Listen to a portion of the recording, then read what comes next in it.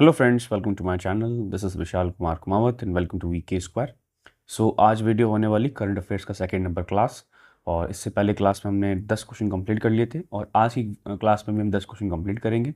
और हम सारे, मैं कह सकता हूँ, वाइड एरिया नेटवर्क कंप्लीट करते हैं, जिसके अंदर हम नेशनल, इंटरनेशनल और जो भी मतलब क्वेश्चंस बन सकते हैं वहाँ से हम सारे यहाँ पर पुट करेंगे। और हम बेसिक बेसिक अंडरस्टैंडिंग लेके सब चीज़ें क्वेश्चन कंप्लीट करेंगे। ठीक है, तो ये हमारा आज का इंग्लिश मीडियम परफेक्टली कह सकता हूँ कि कोर्स है।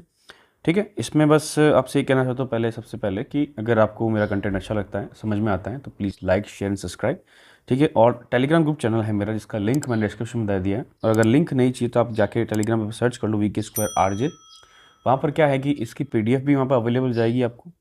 और वहाँ पर डेली बेसिस पे मैं क्विज़ कराता हूँ, तो आपके लिए वो भी हेल्पफुल रहेगा। ठीक है, राजस्थान से रिलेटेड करवाता हूँ, तो उसके लिए क्या है, मैं कह सकता हूँ कि करंट अफेयर से अगर जैसे हम क्विज़ देते रहेंगे तो हमारा क्या एक तरह से असेसमेंट होता रहता है, तो अपन को जो एक वापस जो भी टॉपिक पढ़ते हैं उससे रिवीजन अच्छी तरह से हो जाता है।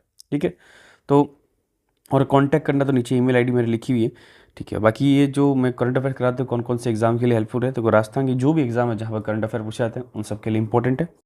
आप डिफेंस के अगर एग्जाम दे रहे हो जिसमें NDA, CDS, FCAT है, उसके लिए भी रिलेवेंट है, बिकॉज वहाँ पर भी करंट अफेयर पूछा जाता है। अगर आप SSC के एग्जाम दे रहे हो तो वहाँ भी रिलेवेंट है, और अगर आप रेलवेज़ के एग्जाम देते हो वहाँ भी रिलेवेंट है। ठीक है ना, तो करंट अफेयर से देखो आज के टाइम में हर जगह पूछा जाता है। और करंट अफेयर ऐसी चीज़ है कि जितना आप करोगे उतना ही कम है, इसलिए बेटर ये है ये थोड़ा थोड़ा चीज़ आप करते रहो और माइंड के अंदर उसको, मैं कह सकता हूँ, उतारते रहो। ठीक है ना, तो आज का टॉपिक स्टार्ट करते हैं। और आज क्या क्या पढ़ेंगे, देखो आज की वीडियो बहुत जल्दी हो जाएगी, मतलब बहुत छोटी वीडियो होगी, क्योंकि हमको फटाफट करना है काम। ठीक है, तो आज की वीडियो है, इसमें हम टॉपिक पढ़ेंगे। तो पहले तो फ्री स्पीच की रिपोर्ट पढ़ लेंगे, फिर भारत अनकैप क्या है ये पढ़ेंगे, फिर स्पेडेक्स मिशन पढ़ लेंगे, फिर एक्सरसाइज प्रचंड प्रहार पढ़ लेंगे, फिर NPCI का बीम पढ़ लेंगे, फिर मिलियोडोसिस डिजीज़ पढ़ लेंगे, मैंग्रोव फॉरेस्ट के बारे में पढ़ेंगे, फिर पैरालंपिक्स और ओलंपिक्स। ठीक है, तो यहाँ पर देखो इंपॉर्टेंस कितनी ज़्यादा है इस वीडियो की, क्योंकि इसके अंदर ओलंपिक्स और पैरालंपिक्स कंप्लीट हो रहा है, जो बहुत ज़्यादा इंपॉर्टेंट है एग्जाम पॉइंट ऑफ व्यू के अंदर, बिकॉज यहाँ से क्वेश्चन आ सकता है, क्योंकि 2024 में जो ओलंपिक्स हुए थे उससे रिलेटेड क्वेश्चन पूछे जाएंगे डेफिनेटली, अगर स्पोर्ट्स से पूछा जाए। ठीक है, फिर मैंग्रोव फॉरेस्ट के बारे में पढ़ेंगे। मैंग्रोव फॉरेस्ट एक्चुअल में क्या होता है, एक डिजीज़ के बारे में पढ़ेंगे, इसरो का जो स्पेडेक्स मिशन है इसके बारे में पढ़ेंगे, और थोड़ा सा रिपोर्ट पढ़ लेंगे। ठीक है, तो फटाफट बिना किसी देरी के हमारे क्लास स्टार्ट करते हैं। ठीक है, ओके। तो पहला क्वेश्चन हमारे पास क्या है, 11th question, what is the rank of India in recently released free speech report. तो अभी free speech report I recently 2025 की, उसके अंदर इंडिया की रैंक क्या है। ठीक है, तो इसका ऑप्शन दिया हुआ 18th, 24th, 31st और 15th। ठीक है, तो इसका करेक्ट आंसर है हमारे पास 24। ठीक है, तो 24 रैंक आई है किसकी, इंडिया की। अब इसके बारे में पढ़ते हैं एक्चुअल में क्या है। तो सबसे पहले क्वेश्चन कैसे बन सकते हैं कि पहले फ्री स्पीच रिपोर्ट होता क्या है, ठीक है, उसके बाद में इसको रिलीज़ कौन करता है, फिर इसमें इंडिया की रैंक क्या है, और फिर इसमें टॉप कौन सी कंट्रीज ने किया है, ये क्वेश्चन पूछा जाता है। ठीक है, तो free speech report 2024 is release by, किसने रिलीज कर, कौन रिलीज करता है, फ्यूचर ऑफ फ्री एक्सपेंशन। ठीक है, एक्सप्रेशन, जो कि US बेस्ड थिंक टैंक है, मतलब USA के अंदर एक थिंक टैंक है, एक तरह से इंस्टीट्यूट है जिसका नाम है फ्यूचर ऑफ फ्री एक्सप्रेशन, वो इस रिपोर्ट को रिलीज करता है। ठीक है, अब इसमें इंडिया की रैंक मैंने बताया 24th है। ठीक, कई बार क्वेश्चन पूछ लेते हैं कि इंडिया का स्कोर कितना है, तो इंडिया का स्कोर 62.9 आया है। और कितनी टोटल कंट्रीज़ के अंदर होता है, 33 कंट्रीज़ के अंदर होता है। ठीक है, और किस चीज़ को सपोर्ट ऑफ फ्री स्पीच, मतलब आप फ्री स्पीच कैसे बोल सकते हो, फ्री स्पीच का आपको आर्टिकल पता होना चाहिए। मैं यहाँ पर लिख सकता हूँ फ्रीडम ऑफ स्पीच, इसका आर्टिकल अपने यहाँ पर इंडियन कॉन्स्टिट्यूशन में 19th आर्टिकल है।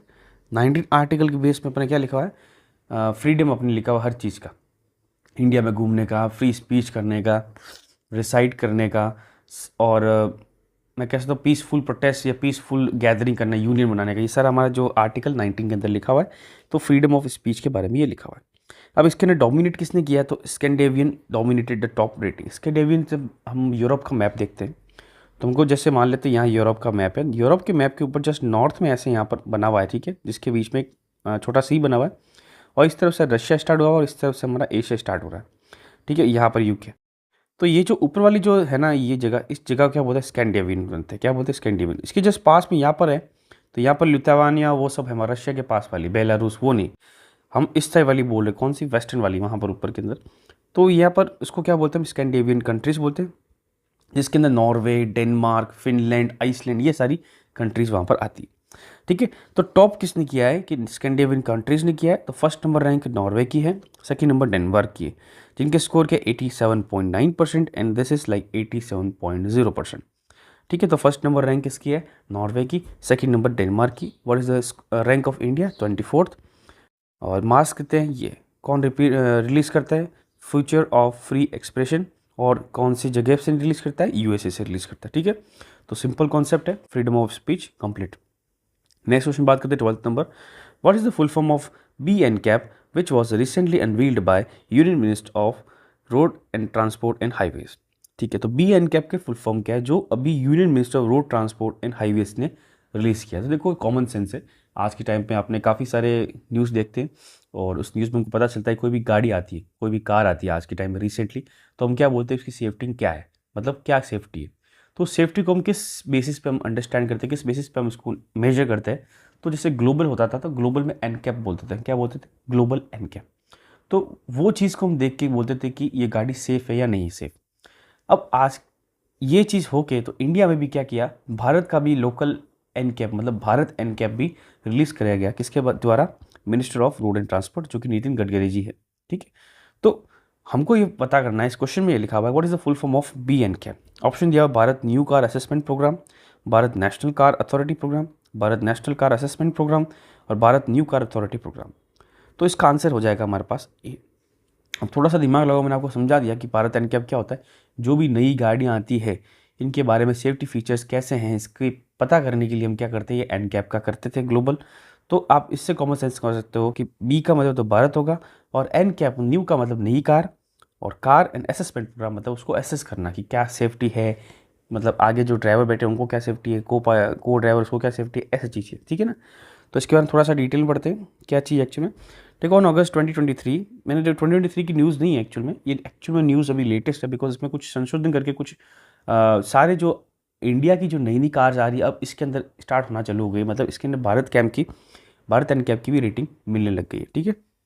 अभी देखो रेटिंग होती है ना, ये रेटिंग देखो आपको सब जगह दिखेगा कि ऐसे 1 2 3 4 5 5 स्टार्स के अंदर मतलब आता है। ठीक है। अगर आपने कभी देखा होगा, जैसे अब मैं क्रिटिसाइज़ नहीं कर रहा, बट जैसे सुजुकी गाड़ी देखते हैं तो सुजुकी गाड़ी में हमेशा 1 या 2 स्टार ही मिलता है आपको रेटिंग, या कभी कभी 0 स्टार मिलती है। अब टाटा की गाड़ी में जाते हैं तो टाटा की गाड़ी में कभी बार 5 स्टार मिल जाता है, महिंद्रा गाड़ी में कभी 5 स्टार मिल जाता है। और हालांकि आज के टाइम देखा जाए सुजुकी की कुछ गाड़ियों में भी 5 स्टार मिलता है, जैसे ब्रेजा और अपने कौन सी गाड़ी एक अभी रिसेंटली आई थी स्विफ्ट डिज़ायर, तो इन दोनों 5 स्टार मिले। तो ये 5 स्टार क्यों मिलती है, इस 5 स्टार से हम क्या कंक्लूड करते हैं, इससे हमको ये पता चलता है गाड़ी कितनी सेफ़ है, उसको हम चलाए तो हमारे लिए कितना हेल्पफुल रहेगा। ठीक है। मतलब अनसेफ नहीं रहेगी। ठीक है। तो क्या लिखा हुआ, Shri Nitin Gadkari ji is set to unveil the long awaited Bharat N CAP Bharat new car assessment programme which is Bharat N cap.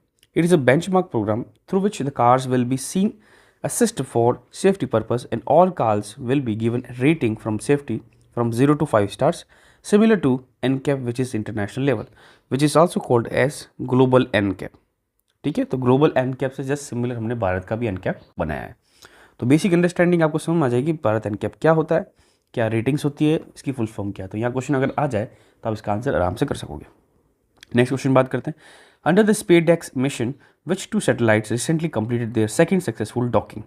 ठीक है। तो इसका ऑप्शन क्या दिया हुआ है, कार्टोसैट 3 रीसेट पहला option, second option GSAT 30 GSAT 31, third option SDX 01 chaser XDX 02 target, और थर्ड है इनसेट 4A और इनसेट 3D।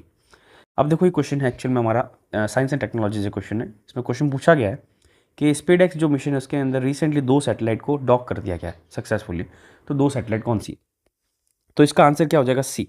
ठीक है। SDX 01 और SDX 02। अब एक्चुअल में पहला तो क्वेश्चन बनता है कि सर स्पेसएक्स एक्चुअल मिशन क्या है, इस मिशन का नाम क्या है। इसका मतलब ये होता है स्पेस डॉकिंग एक्सपेरिमेंट। इसका मतलब क्या है, स्पेस डॉकिंग एक्सपेरिमेंट।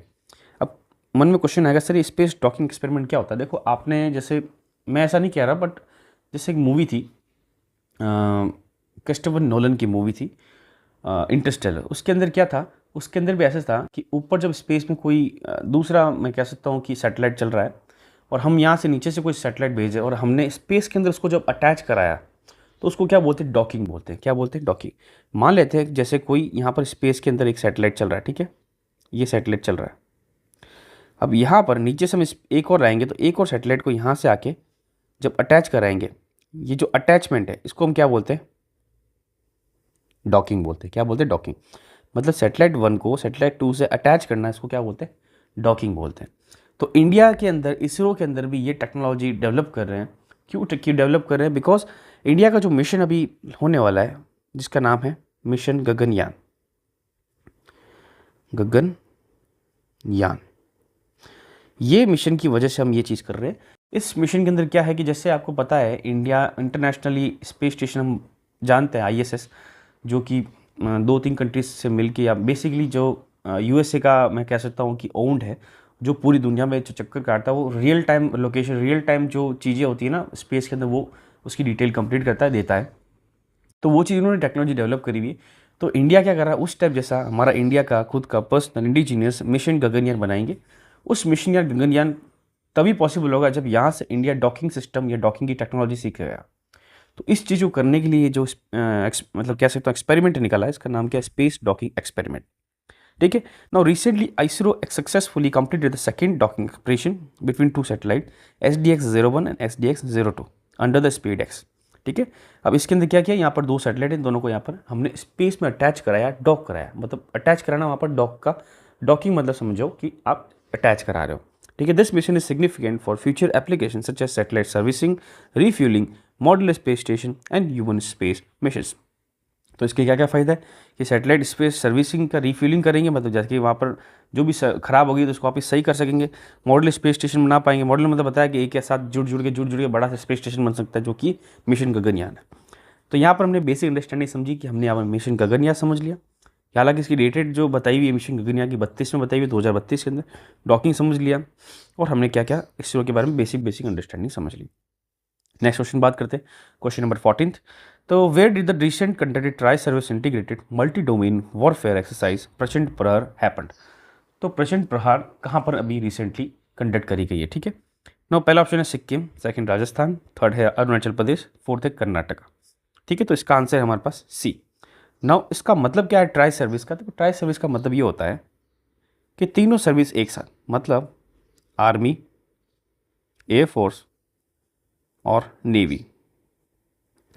अब ये ट्राई सर्विस जो integrated multi domain warfare exercise है, ये प्रचंड प्रहार, ये कहाँ पर हुई, पहले तो बताया अरुणाचल प्रदेश में। अब ये एक्चुअल में क्या होती है सर्विस, देखो अब रियल टाइम जब वॉर होते हैं, तो वॉर के अंदर अगर इन तीनों की कोऑर्डिनेशन इतनी अच्छी तरह से नहीं हुई तो ये एक दूसरे को सपोर्ट नहीं कर पाते। तो इनकी कोऑर्डिनेशन को अच्छा करने के लिए ट्राई सर्विस एक्सरसाइज हो जाती है, जिसके अंदर हमको पता चलता है कि रियल टाइम में अगर वॉर की सिचुएशन बन जाए तो उसमें नेवी कितना तरह से हेल्प कर सकता है आर्मी को, और आर्मी को एयरफोर्स कैसे हेल्प कर सकती है, और एयरफोर्स नेवी आपस में कैसे हेल्प ले सकती है। ठीक है ना। तो ये चीज़ होती है हमारे पास इस एक्सरसाइज के अंदर। तो tri service exercise integrated multi domain warfare exercise Prachand Prahar under the eastern command in Arunachal Pradesh. तो अरुणाचल प्रदेश में कौन सा कमांड है हमारे पास, ईस्टर्न कमांड है। अब ये क्या एक्चुअल में, इट फॉलोज एक्सरसाइज पूर्वी प्रहार, जो कि नवंबर 2024 में हुई थी, 2024 में नवंबर में हुई थी। उसी को ये फॉलो करते हुए यहाँ पर इंडिया चाइना बॉर्डर पे फिर से एक्सरसाइज करी गई है। ठीक है। It aims to enhance operational readiness and integration across the army, navy, air force. तो ये चीज़ मैंने पहले बताई थी, आर्मी, नेवी, एयरफोर्स के बारे में बताई थी। While validating an integrated approach to surveillance, command control and precise fire power in modern warfare scenario. अब आज के टाइम में जो मॉडर्न में जो चीज़ें होगी, इस चीज़ को ये हम सोच के हम यहाँ पर ये करते हैं। ठीक है। तो ये हमारे पास बेसिक जो एक्सरसाइज है, इसका क्वेश्चन आप अच्छे से समझ लो कौन सी जगह पे हुई और क्या है एक्चुअल में, बेसिक अंडरस्टैंडिंग। आगे बात करते हैं 15th question. What is the full form of beam 3.0 recently launch by subsidiary of national payment corporation of India which is NPCI NBSL। ठीक है।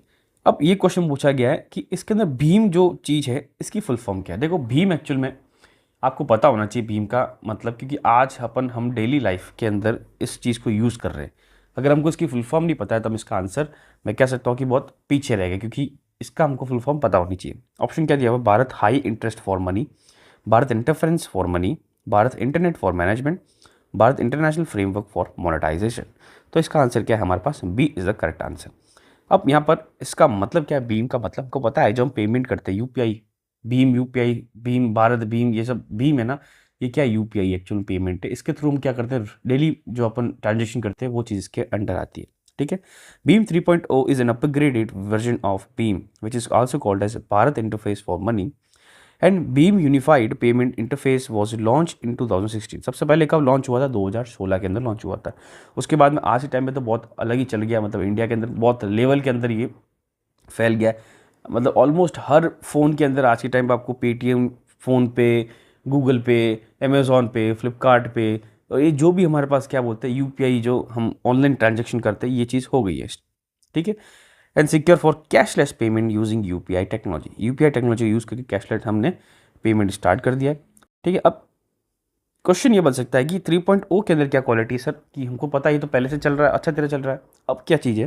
तो इसमें क्यों क्या किया गया, एक तो सिक्योरिटी इसमें बढ़ेगी, फिर इसमें 15 लैंग्वेज प्लस कर देगी, और लो इंटरनेट ऑप्टिमाइजेशन कर दिया, मतलब अगर लो इंटरनेट होगा तब भी ये काम चलेगा, और कुछ सिक्योरिटी फीचर्स भी मतलब इसमें इंश्योर कर दिए फॉर सेफ ट्रांजेक्शन। ठीक है। तो ये बेसिक बेसिक अंडरस्टैंडिंग है और आप इसका आंसर इजीली कर पाओगे, क्या चीज़ बीम 3.0 क्या है। ठीक है। नेक्स्ट क्वेश्चन की बात करते हैं, 16 question. Recently highlighted disease called melioidosis spreading particularly monsoon related influence the spread. What is the type of carrier of melioidosis? अब मिलियोडोसिस एक बीमारी है, ठीक है, डिजीज है। क्वेश्चन पूछा गया इसका कैरियर क्या है। कैरियर इन द सेंस जैसे हम साइंस एंड टेक्नोलॉजी मतलब जनरल साइंस के अंदर जब पढ़ते हैं बैक्टीरिया या वायरस या फंजाई या प्रोटोजोआ, इनके बारे में पढ़ते हैं, कोलेरा, जिनके हमको बीमारियां होती हैं, वो उनको क्या बोलते हैं? कैरियर। अब इसमें पूछा गया कौन सा कैरियर है इसका, तो पहला ऑप्शन दिया virus, second fungi, third is bacteria, third is protozoa, मतलब फोर्थ इज प्रोटोजोआ। तो इसका आंसर क्या हो जाएगा? बैक्टीरिया।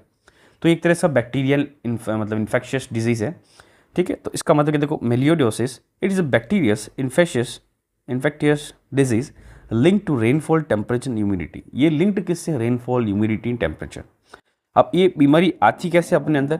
ये देखो कैसे आती, primary acquiring by the inoculation, inhalation and injection of soil in water dwelling environment, saprophytes. तो ये सैप्रोफाइटिस क्या होता है? बैक्टीरियाज होते हैं।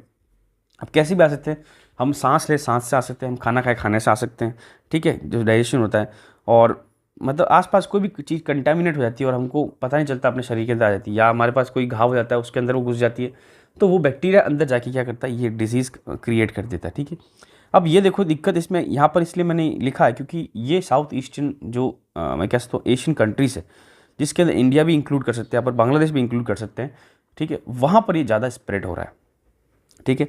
तो including India accounts for 44% of global मेलियोडोसिस cases. तो इसका मतलब क्या लिखा हुआ है यहाँ पर कि इंडिया, बांग्लादेश और ये जो साउथ ईस्टर्न जो कंट्रीज़ है, पूरी दुनिया का 44% जो बीमारी है मेलियोडोसिस की, वो यहाँ पर होती है। बिकॉज क्योंकि यहाँ पर ह्यूमिडिटी है। डेफिनेटली हम नॉर्थ ईस्ट के अंदर जाएंगे और वहाँ से साउथ ईस्ट में जब जब भी जाएंगे, चाइना तक या साउथ ईस्ट तक जाएंगे, ये सारा ह्यूमिडिटी और सारा मैं कह सकता हूँ वैसा ही फॉरेस्ट है, तो यहाँ पर ये बीमारी ज़्यादा है।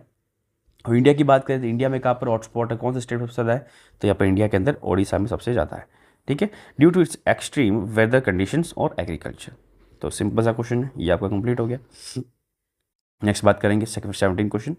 Waste institute has recently release the report on mangrove expression doubling the mangrove forest in India.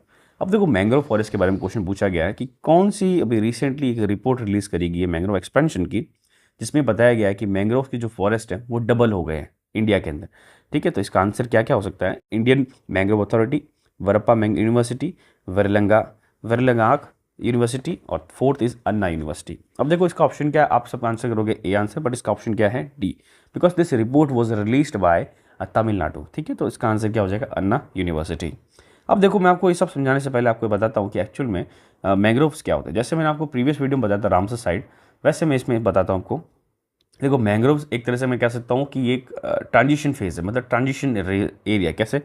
जैसे यहाँ पर टेरेस्ट्रियल जो एरिया में यहाँ बनाता हूँ, लेट से ये पहाड़ बना दिए, यह पहाड़ बना दिया, और यहाँ पर ये प्लेन्स बना दिया। ठीक है। तो ये हमारे पास क्या हो गया? टेरेस्ट्रियल। मैं यहाँ पर लिख देता हूँ उसको, लेट से टेरेस्ट्रियल रीजन। टेरेस्ट्रियल रीजन का मतलब क्या होता है? लैंड, ज़मीन है। ठीक है। ज़मीन के पास में एक समुंदर है। ठीक है। ये मैंने यहाँ पर बनाया था, ये है हमारे पास क्या है? C, which is what? Absolutely salt water. ठीक है। अब ये जो इसके बीच का जो इलाका है, ठीक है, जिसमें पेड़ लग रहे हैं खूब सारे, थोड़ा कलर चेंज कर लेते हैं। ये जो पेड़ लग रहे हैं, ये वाला जो मैंने ग्रीन साइड में बनाया है, ये पेड़, इनको क्या बोलते हैं? हम यहाँ पर मैंग्रोव फॉरेस्ट बोलते हैं। क्या बोलते हैं हम यहाँ पर? इनको मैंग्रोव फॉरेस्ट बोलते हैं। मतलब कहने का मतलब ये है कि जो ज़मीन के बाद में जो समुद्र आता है और समुद्र और ज़मीन के बीच में कुछ ट्रांजिशनल फेज़ होते हैं बीच में। मैं कह सकता हूँ हर जगह नहीं होते, हर सी के अंदर नहीं होते, लेकिन कुछ कुछ जगह पर होते हैं। जैसे इंडिया में कई जगह मिलेंगे, जैसे इंडिया के अंदर मैं कह सकता हूँ ईस्टर्न कोस्ट में आपको ज़्यादा मिलेंगे, जिसके अंदर बेसिक जो नेम आता है वह सुंदरबंस का आता है, जो कि इंडिया के वेस्ट बंगाल से लेके बांग्लादेश के एकदम साउथ तक वहाँ तक बनता है। तो वो क्या एक्चुअल में मैंग्रोव फॉरेस्ट कहलाता है, जिसके अंदर एक ट्रांजिशनल फेज होता है कि नमक के पानी से ज़मीन के बीच में आने वाला जो फेज़ है उसको बोलते हैं। और इनकी खासियत इसलिए होती है, इंपॉर्टेंस इसलिए देते हैं, यहाँ तो एक तो स्पीसीज सबसे ज़्यादा मिलती है, दूसरी बात ये जो ऐसे पेड़ होते हैं जो नमक के पानी को भी कंजर्व कर सकते हैं, मतलब नमक के पानी में भी सर्वाइव कर सकते हैं, ठीक है, और वहाँ का जो पानी है उसको पीने लायक बना सकते हैं, ठीक है ना, क्योंकि नमक का कंजर्वेशन करते हैं। तो मैंग्रोव फॉरेस्ट का इंपॉर्टेंस आपको समझ में आ जाएगा कितना ज़्यादा है, ठीक है। तो यहाँ पर इसका आंसर क्या, अन्ना यूनिवर्सिटी। अब इसके बारे में थोड़ा सा और डिटेल पढ़ते हैं। अन्ना यूनिवर्सिटी कहाँ की है, तमिलनाडु की है। इन्होंने सिग्निफिकेंस एक्सपांशन बताया था, डबलिंग फ्रॉम 4,500 हेक्टेयर्स जो 2021 में था, और आज के टाइम 9,030 हेक्टेयर्स 2024 के अंदर बता दिया गया है, ब्रिंगिंग मैंग्रोव्स इनटू डिस्कशंस। अब मैंग्रोव्स क्या बताया, mangroves are coastal ecosystem composed of salt tolerant trees and shrubs that thrives in intertidal zones of tropical and sub tropical regions. यही मतलब है कि ये क्या एक्चुअल में सॉल्ट टॉलरेंट ट्रीज होते हैं, मतलब ये नमक को भी सहन कर सकते हैं, नमक को भी कंज्यूम कर सकते हैं। आज के टाइम में नमक के पानी के पौधा उगा वो पौधा नहीं लगेगा, बट ये जो पेड़ होते हैं ना, इस पर्टिकुलर टाइप, ये नमक के पानी को कंज्यूम कर सकते हैं, ठीक है ना। और ये कहाँ पर पाया जाता है, ट्रॉपिकल और सब ट्रॉपिकल रीजन में आते हैं। आज के टाइम में हम कहाँ पर हैं, हमारा जो इंडिया है ये भी ट्रॉपिकल रीजन में, बिकॉज हमारे इंडिया के सेंटर्स होकर क्या निकलती, ट्रॉपिक ऑफ कैंसर निकलती। सब ट्रॉपिकल रीजन मतलब इंडिया से जस्ट थोड़ा सा ऊपर जाएंगे वो हमारे पास क्या हो जाता है, सब ट्रॉपिकल रीजन हो जाता है, ठीक है। तो इंडिया के अंदर क्वेश्चन पूछा जाता है कि सबसे ज़्यादा जो मैं कह सकता हूँ मैंग्रोव फॉरेस्ट का कवर कितना है, तो this is 4,992 square kilometres which is world's 0.15% of total geographical area. अब ये क्वेश्चन बहुत इंपॉर्टेंट है, काफ़ी मैंने अभी मॉक टेस्ट भी देखे हैं काफ़ी सारे एग्जाम्स के अंदर, तो ये क्वेश्चन पूछा गया है अगर इंडिया के अंदर कि मैंग्रोव का जो मैं कह सकता हूँ वाइड एरिया है जो फैला हुआ है इंडिया में कितना है, तो कितना है, 4,992 स्क्वायर किलोमीटर्स। नाउ क्वेश्चन बन सकता है कि इंडिया में सबसे ज़्यादा लार्जेस्ट कौन सा मैंग्रोव है, तो Sundarbans is the largest contiguous mangrove forest in the world, while Bhitarkanika is the second largest in India. तो जो इंडिया के अंदर फर्स्ट नंबर रैंक किसका, सुंदरबन, वो दुनिया का भी सबसे बड़ा है, ठीक है ना। तो दुनिया का सबसे बड़ा अगर मैंग्रोव पूछा जाए तो उसका आंसर क्या करोगे, सुंदरबंस। और इंडिया के अंदर भी यही होगा। और सेकंड नंबर इंडिया में कौन सा है, भितरकनिका, ठीक है। तो ये हमारे पास इसका क्या हो जाएगा, basic understanding of what, mangrove trees. Next question बात करते हैं। अब नेक्स्ट क्वेश्चन बहुत इंपॉर्टेंट है बिकॉज यहाँ से हम ओलंपिक्स और पैरा ओलंपिक्स की बात करेंगे। तो पहला क्वेश्चन क्या पूछा था, how many medals were won by India in recent Olympic 2024 which was held at Paris. तो पेरिस ओलंपिक्स हुआ था 2024 के अंदर, इसके अंदर इंडिया ने कितने मेडल जीते हैं, ठीक है। तो 6 हैं, 7 है, 5 हैं, 8। तो इसका आंसर क्या है, इसका आंसर है 6। इंडिया ने कितने मेडल जीते, 6। अब यहाँ पर डिटेल से पढ़ेंगे अच्छी तरह से, आप इसको स्किप मत करना। तो देखो क्या पूछा गया पहले तो ओलंपिक हुआ कहाँ था, पेरिस फ्रांस में हुआ था, ठीक है। इसका टाइम क्या था, तो 26 जुलाई से 2024 से 11 अगस्त 2024। अब मैंने ये क्यों लिखा है, देखो राजस्थान की जो एग्जाम्स आते हैं ना उसमें डेट्स का बहुत ज़्यादा है महत्व, इंपॉर्टेंस है, और डेट्स एकदम एग्जैक्ट पूछी जाती है कि कब स्टार्ट हुआ कब खत्म हुआ, पूछ सकते हैं। फिर इसका मैस्कॉट क्या था, मैस्कॉट मीन्स ये जो दिखा हुआ यहाँ पर, ये ऐसे मैस्कॉट क्या था, द प्राइगस। प्राइगस एक तरह से चिड़िया का नाम है, तो ये इस टाइप की चिड़िया यहाँ पर ये बनाया गया। इनका मोटो क्या था, गेम्स वाइड ओपन, ये भी पूछ सकते हैं। टोटल कितने एथलीट थे पूरे ओलंपिक के अंदर, तो 10,714 एथलीट थे। फिर कौन से नए 4 स्पोर्ट्स ऐड करे गए थे, तो ब्रेकिंग मतलब ब्रेक डांस वाला, स्पोर्ट क्लाइंबिंग, स्केट बोर्डिंग और सर्फिंग। सर्फिंग पता है पानी के अंदर होती है, स्केट बोर्ड पता है स्केट बोर्ड से होती है, और स्पोर्ट्स क्लाइंबिंग तो पता है मतलब जो क्लाइंब करते हैं ना, जो वो वाली चीज़ें, और ब्रेक डांस बता दिए। 4 नए स्पोर्ट्स ऐड हुए। अब first player to won gold in Paris Olympic, बस सबसे पहले किसने गोल्ड जीता। देखो जब भी ओलंपिक्स होते हैं तो उसका जो पहला जो टूर्नामेंट्स होते हैं वो होते हैं शूटिंग से रिलेटेड सबसे पहले। तो इसका जो विनर है वो कौन सी कंट्री से बिलोंग करते हैं, चाइना से। तो दोनों एक साथ जीते थे, मतलब डबल्स हुआ था क्या, हुआंग यातंग और शेंग लियुआन चाइना के थे, इन्होंने ये मतलब गोल्ड मेडल पहला जीता था। देखो प्रोनाउंसिएशन भली गलत हो सकता है बट आप समझ लो क्या कहना चाहता हूँ, जो कि शूटिंग से रिलेटेड है। फिर बाद में बात कर सकते हैं कि सबसे ज़्यादा रिकॉर्ड क्या क्या कुछ हुए।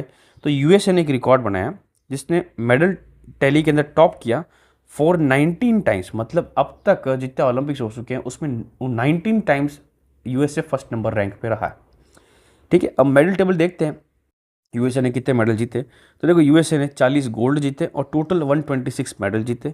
सेकंड नंबर रैंक चाइना की, उसने भी 40 गोल्ड जीते, जिसकी रैंक 9 मतलब जिसने टोटल मेडल 91 जीते। और थर्ड जापान है जिसने 20 गोल्ड, ऑस्ट्रेलिया फोर्थ पे 18 गोल्ड, फिफ्थ पे फ्रांस 16 गोल्ड। अब चाइना और यूएसए में देख सकते हो कि गोल्ड की क्वांटिटी दोनों की बराबर है, बाकी मेडल ज़्यादा है, बट कंपटीशन अच्छा खासा था। ठीक है, आगे अगर इंडिया से रिलेटेड कुछ बात करें तो करंट जो इंडिया का ओलंपिक एसोसिएशन का जो कैसे तो प्रेसिडेंट कौन है, तो पीटी उषा है। अब ये पीटी उषा अगर आज टाइम में मतलब है, तो ये फर्स्ट भी इनका ये भी नाम है कि फर्स्ट वुमन प्रेसिडेंट है। ठीक है, दोनों नाम भी इनके आते हैं। अगर first woman president of Olympic association आ जाए तो अभी पीटी उषा नाम है, और आज के टाइम पे भी कौन है करंट में, तो पीटी उषा ही है। नाउ नेक्स्ट क्या लिखा, first Indian to be elected as individual member of International Olympic Committee is Nita Ambani. तो जो इंटरनेशनल ओलंपिक कमेटी है उसके मेंबर को कौन इलेक्ट किया गया इंडिविजुअली, वो नीता अंबानी। तो फर्स्ट टाइम है। अब क्वेश्चन बन सकता है सर अभी तो आपने बताया कि 2024 वाला ओलंपिक्स पेरिस के अंदर फ्रांस के अंदर हो गया, अब जो अपकमिंग ओलंपिक्स वो कहाँ कहाँ होंगे। तो देखो जो 2028 वाला होगा वो होगा यूएसए के अंदर लॉस एंजलिस, फिर 2032 वाला वो होगा ब्रिस्बेन के अंदर। ठीक है, अब 2032 के बाद में 2036 वाला तो अभी मतलब शायद लंदन में होगा, 36 के बाद में ऐसा बोला जा रहा है कि शायद इंडिया का। अब इंडिया की बात देखो नहीं कह सकते अभी, क्योंकि अभी आज के टाइम में न्यूज़ ऐसी आपको पता है कि अभी जो न्यूज़ चल रही है, जो ये पुलवामा में जो मतलब पहलगाम में जो अटैक हुआ, इसके बाद में अभी थोड़ी सिक्योरिटी टाइट चल रही है, तो अभी ये चीज़ तो अभी डिस्कशन हो ही नहीं सकता। ठीक है, और हाँ चलो वो चीज़ छोड़ लेते हैं, कोई दिक्कत नहीं है उसमें। बस यही करंट अफेयर जो करंट न्यूज़ देखो, मैं आपको मेरे चैनल है क्या बोलते हैं टेलीग्राम का, VK² RJ, यहाँ चले जाओ, इसका लिंक मैंने ग्रुप मतलब इसमें डिस्क्रिप्शन में दे दिया है। वहाँ पर क्या जो भी करंट न्यूज़ चलेगी ना इसी टाइम में, वो सब मैंने वहाँ पर अपडेट कर दी है, आप वहाँ जाके देख सकते हो। अब हम क्या पढ़ेंगे, इंडियन की परफॉर्मेंस देखेंगे, इंडिया की परफॉर्मेंस क्या रही थी किसके अंदर, ओलंपिक्स 2024 या पेरिस ओलंपिक्स में। तो इंडिया की रैंक कितनी आई थी, 71st रैंक आई थी। ठीक है, फिर बाद में कितने मेडल आए थे कि 6 मेडल आए थे, एक तो सिल्वर आया था और 5 ब्रॉन्ज आए थे। सिल्वर ब्रॉन्ज सब पता हमको किस किस कैसे कैसे आए। फिर chief de mission of India, मतलब chief de mission of India मतलब हेड या चीफ किसको बोला गया था इंडिया के जो सब टीम को पूरा मिला के, तो गगन नारंग को हेड मतलब हेड बना दिया था। यंगेस्ट इंडियन रेफरी कौन था, कबिलान साई अशोक, जो कि बॉक्सिंग के रेफरी थे। ठीक है, और किसको ओलंपिक का ऑनर मिला, तो अभिनव बिंद्रा। ये हमको पता है कि शूटिंग के अंदर गोल्ड मेडल ले चुके हैं इंडिया की तरफ से, फर्स्ट नंबर थे ये रैंक। फिर इंडिया का फ्लैग बेरियर कौन थे, ओपनिंग में और क्लोजिंग में दो होते क्वेश्चन थे, यहाँ कन्फ्यूजन नहीं क्रिएट करना, पहले क्वेश्चन देखना क्या पूछा गया। तो इंडिया का फ्लैग बेयरिंग में ओपनिंग में कौन थे, पीवी सिंधु एंड अचंता शरद कमल। अब देखो आपको क्वेश्चन मन में आ रहा होगा सर यहाँ पर अलग अलग क्यों है, तो देखो ऐसा सिस्टम होता है, जैसे मान लो आज ओलंपिक्स हो गए, आज किसी ने मेडल जीत लिए, तो अगला जो ओलंपिक्स होगा ना उसमें जो फ्लैग जो ओपनिंग करेगा, तो वो पिछले ओलंपिक में जिसने मेडल जीते वो ओपन करेगा, और क्लोज वो करेगा जिसने रिसेंट जो हुआ ओलंपिक उसमें मेडल जीता वो करेगा। ये सिस्टम होता है।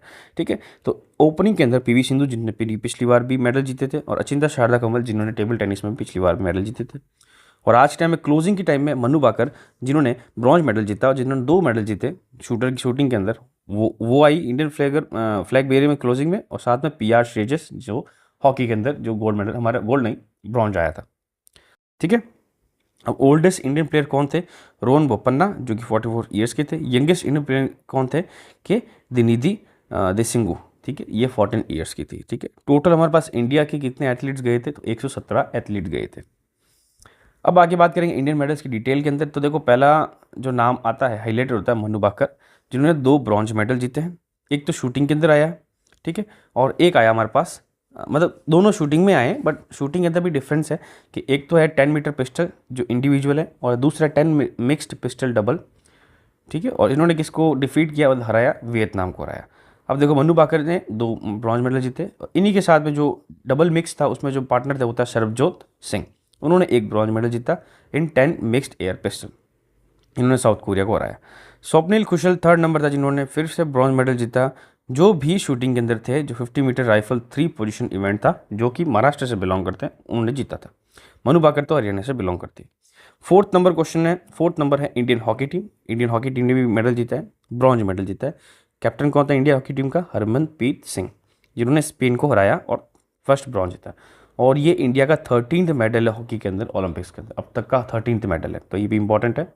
फिर फिफ्थ हमारा पता है सब हीरो नीरज चोपड़ा, जिन्होंने सिल्वर मेडल जीता जेवलिन थ्रो में 89.45 मीटर।